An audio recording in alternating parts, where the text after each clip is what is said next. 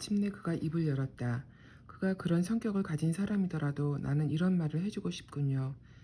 첫째로 난 그에게 자신이 경험한 것을 곰곰이 되짚어보라고 말하고 싶습니다.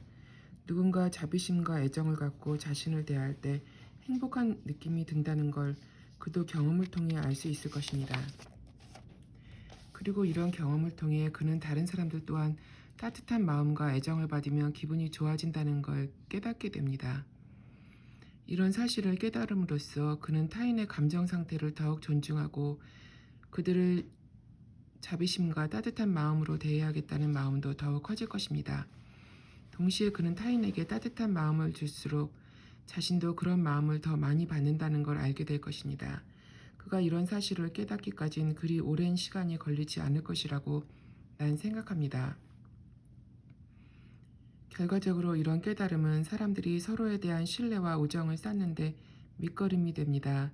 그 남자가 모든 물질의 편리함을 누리고 인생에서 성공하고 많은 친구들에게 둘러싸여 있으며 경제적으로 안정되어 있다고 가정해 봅시다. 내 생각엔 그의 가족과 아이들도 비슷한 만족을 느낄 가능성이 높습니다. 왜냐하면 그는 성공한 사업가이므로 그의 가족들 또한 많은 돈을 갖고 편안한 삶을 살고 있을 것이기 때문입니다. 따라서 자신에게 어느 정도 인간적인 따뜻함과 애정이 없어도 그는 무언가 결핍된 느낌을 갖지 않을 거라고 생각할 수 있습니다. 하지만 그가 모든 것이 잘 되고 있으므로 자비심을 키울 필요가 없다고 생각한다면 앞을 내다볼 줄 모르는 무지함 때문에 그렇게 생각하는 것입니다. 다른 사람들이 그를 진심으로 대하는 것처럼 보여도 사실 사람들이 그에게 다가가는 이유는 대체로 그를 출세와 사업의 수단으로 생각하기 때문입니다. 그들은 그가 가진 부와 권력의 영향을 받고 그 사람 자체보다는 그런 것에 더욱 관심을 갖고 있을 것입니다. 따라서 어느 의미에서 그 남자로부터 인간적인 따뜻함과 애정을 받지 못하더라도 그들은 만족하며 그 이상을 바라지 않을 것입니다. 하지만 그의 재산이 줄어든다면 그와 다른 사람과의 관계는 서서히 끊어질 것입니다. 그러면 그는 인간에게 따뜻한 마음이 없을 때 어떤 결과가 나타나는지 알게 되고 곧이어 고통을 느끼기 시작할 것입니다. 그러나 자비심을 갖고 있으면 사람들은 자연스럽게 그것에 의지할 수 있습니다. 경제적인 문제가 생기고 재산이 줄어들지라도 사람들은 여전히 다른 인간 존재들과 함께 나눌 수 있는 무엇인가를 갖고 있습니다. 세계 경제는 언제든 사정이 나빠질 수 있고 우리는 살면서 많은 것을 잃기 쉽습니다. 하지만 자비로운 태도는 우리가 언제나 간직할 수 있는 것입니다. 젓갈색 승복을 입은 수행원이 방으로 들어와 우리 앞에 놓인 찻잔에 조용히 차를 따르자 달라이라마가 계속 말했다.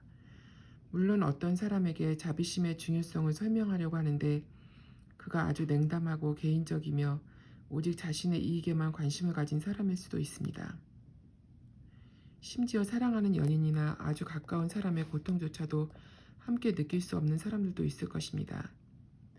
하지만 이런 사람들에게도 사랑과 자비심을 갖는 것이 자신의 이익을 얻기 위한 가장 좋은 방법이라고 하면서 그 중요성을 강조할 수 있습니다. 사람들은 건강한 몸으로 오래도록 살고 마음의 평화와 행복, 기쁨을 누리길 바랍니다. 이기적인 사람들이 바라는 것이 바로 이런 것들이라면 사랑과 자비를 가질 때 그것들이 한층 더 쉽게 이룰 수 있습니다. 이것은 과학적으로도 증명된 사실이라고 알고 있습니다. 물론 정신과 의사인 당신이 과학적인 주장에 대해선 더 잘 알겠지요. 그렇습니다. 나는 그의 말에 동의하며 말했다. 자비로운 마음의 상태가 육체와 감정에 좋은 영향을 준다는 것을 뒷받침하는 과학적인 증거가 많이 있습니다. 따라서 그런 사실들과 과학적인 연구 결과를 사람들에게 가르친다면 자비로운 마음을 키우는 데 분명히 도움이 될 것입니다. 달라이라마가 말했다. 하지만 과학적인 연구를 제쳐놓더라도 사람들이 실제로 직접적인 일상의 경험을 통해 자비심의 중요성을 이해할 수 있습니다. 예를 들어 자비심이 없는 사람은 잔인해진다는 사실을 지적할 수 있습니다. 무자비한 사람들은 보통 자기 마음 깊은 곳에 있는 불행하고 불안한 느낌 때문에 고통받습니다. 이런 사실을 보여주는 예는 많이 있습니다. 스탈린과 히틀러 같은 사람들이 바로 그런 예입니다. 이런 사람들은 늘 불안과 두려움에 시달립니다. 심지어 이들은 잠을 잘 때도 두려운 느낌이 남아있을 것입니다. 어떤 사람들은 이 모든 것을 이해하기가 무척 어렵겠지만 한 가지 분명한 것은 무자비한 사람들에게는 자비로운 사람들에게서 발견할 수 있는 것이 결여되어 있다는 것입니다. 그들은 자유로운 느낌과 긴장을 벗어던진 평화로운 상태를 느낄 수가 없습니다. 그런 느낌은 잠을 잘 때 사람의 몸과 마음을 편하게 해주는 마음입니다. 무자비한 사람들은 결코 그런 느낌을 경험할 수가 없습니다. 언제나 무엇인가가 그들을 올가매고 있습니다. 그것은 어떤 것에 사로잡힌 느낌과 비슷해서 그들은 마음이 휴식을 하거나 자유로운 느낌을 경험할 수 없습니다. 달라이라마는 잠시 말을 멈추고 무심코 머리를 긁은 뒤 계속해서 말했다. 그냥 생각이긴 하지만 난 무자비한 사람들에게 이런 질문을 던지면 어떨까 상상해 봅니다. 엄마의 보호를 받으며 가족들과 다정하게 지내던 어린 시절과 막강한 권력과 영향력을 갖고 높은 지위에 있는 시절을 비교한다면 어느 때가 더 행복했다고 하겠는가? 어느 때가 더 행복했다고 생각하는가? 내 생각엔 그들이 어린 시절이 더 좋았다고 대답할 것 같군요. 스탈린조차도 어린 시절에는 엄마로부터 사랑을 받았을 테니까요. 내가 말했다. 자비심 없이 살 때 어떤 결과가 나타나는가를 말하면서 스탈린의 예를 든 것은 아주 적절하다고 생각합니다. 스탈린 성격의 두 가지 특징이 무자비함과 의심이라는 건 잘 알려진 사실입니다. 그는 무자비함을 미덕으로 생각해서 원래 주가시빌리였던 자신의 이름을 철인이라는 의미의 스탈린으로 바꿨습니다. 살아가면서 그는 점점 더 무자비한 사람이 되었고 그럴수록 더욱 남을 의심하게 되었습니다. 그는 정말로 사람을 의심하는 것으로 유명했습니다. 그가 가진 두려움과 의심은 결국 대규모 숙청과 소련 안에 있는 다양한 집단과의 전쟁으로 이어졌습니다. 그 결과 수백만 명이 투옥되거나 처형되었습니다. 하지만 그는 여전히 모든 곳에서 적을 발견했습니다. 죽음을 맞이하기 얼마 전에 스탈린은 후르시초프에게 이렇게 말했습니다. 난 아무도 믿지 않소. 심지어 나 자신조차도. 마침내 그는 자신의 가장 충성스러운 참모들까지 공격했습니다. 더욱 무자비해지고 강한 권력을 가질수록 그는 분명히 더욱 불행해졌을 것입니다. 결국 스탈린의 한 친구는 그에게 남아있는 유일한 인간적인 특징은 그가 가진 불행이라고 말했습니다. 그의 딸 스베틀라나는 아버지 스탈린이 외로움과 내면의 공허함 때문에 고통받았다고 말했습니다. 그녀에 따르면 인간이 거짓 없고 따뜻한 마음을 가질 수 있음을 스탈린은 믿지 않았다고 합니다. 어쨌든 스탈린 같은 사람들을 이해하기란 무척 어렵다고 생각합니다. 왜 그들이 그토록 끔찍한 일을 저질렀는지도 이해하기 힘들 정도입니다. 하지만 한 가지 중요한 것은 그토록 극단적이고 무자비한 사람들도 어린 시절의 즐거운 추억들을 애틋한 마음으로 회상할 것이라는 사실입니다. 이를테면 엄마로부터 사랑받던 일 등을 말입니다. 하지만 즐거운 어린 시절도 자신을 사랑한 엄마도 없었던 많은 사람들은 어떻게 되는 것일까요? 어린 시절 학대를 받거나 다른 고통을 겪은 사람들은 우리는 지금 자비심에 대해 이야기하고 있습니다.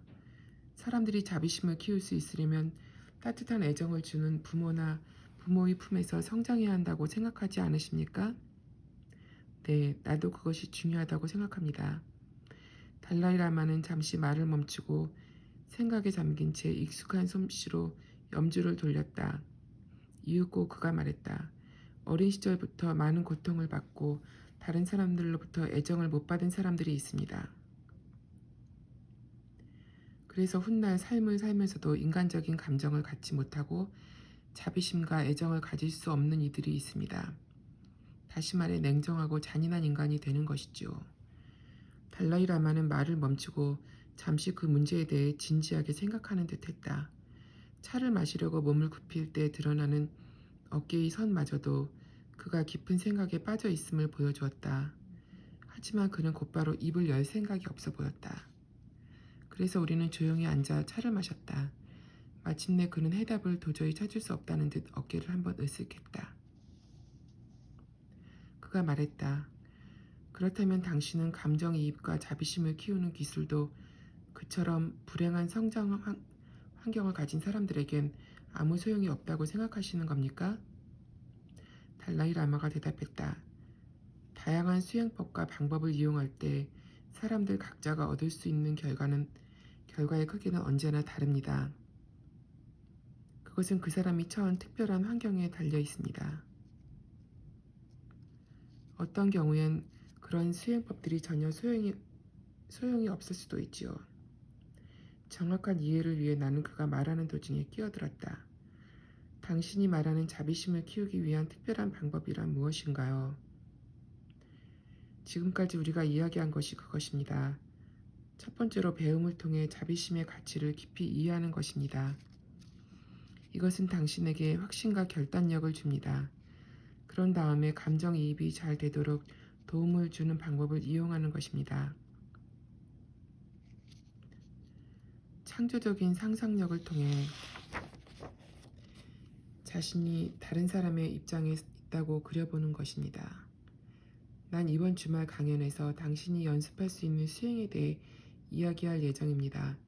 이를테면 자비심을 키우는 데 도움이 되는 통렌 수행 같은 걸 말입니다. 하지만 염두에 두어야 할 것은 통렌 수행 같은 방법들은 가능한 한 많은 사람들에게 도움을 주고자 만들어진 것이며 적어도 일부 사람들에게는 도움이 될 것입니다. 하지만 이 방법이 100% 모든 사람들에게 도움을 주길 기대할 수는 없습니다. 자비심을 키우기 위한 여러 방법에 대해 말하면서 정말 중요하게 생각해야 할 것은 자비심을 갖기 위해 진심으로 노력하는 것입니다. 사실 사람들 각자가 얼마나 자비심을 가질 수 있는가는 여러 요소에 달려 있으므로 누가 그것들을 다 말할 수 있을까요? 하지만 사람들이 좀 더 친절하고 자비로운 사람이 되려고 노력하고 세상을 더 좋은 곳으로 만들기 위해 최선을 다한다면 마지막에 가서 이렇게 말할 수는 있을 것입니다. 적어도 난 최선을 다했어. 하고 말입니다. 자비심과 남을 위하는 마음을 가질수록 사람의 정신 건강과 신체 건강이 좋아진다는 주장이 있는데 최근에 이런 주장을 뒷받침하는 연구가 많이 있었다. 하버드 대학의 심리학자 데이빗 맥클랜드 교수의 유명한 실험이 있다. 그는 한 무리의 학생들에게 테레사 수녀가 캘커타의 가난하고 병든 사람들을 위해 헌신하는 모습을 찍은 영화를 보여주었다. 영화를 본 학생들은 그 영화가 자비심을 갖도록 자극을 주었다고 교수에게 보고했다. 다음으로 교수는 그 학생들의 타액을 분석해 면역 글로불린 A가 증가한 것을 발견했다. 이 물질은 호흡기 감염을 막아주는 항체다. 미시간 대학 연구센터의 제임스 하우스 박사가 시도한 또 다른 연구가 있다.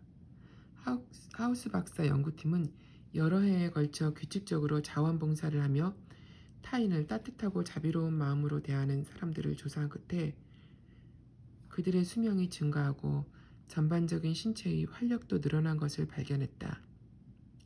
몸과 마음의 관련성에 대한 새로운 분야를 연구하는 많은 연구자들도 이와 비슷한 결론에 이르렀다. 긍정적인 마음 상태가 건강을 더 좋게 할 수 있다는 것이다.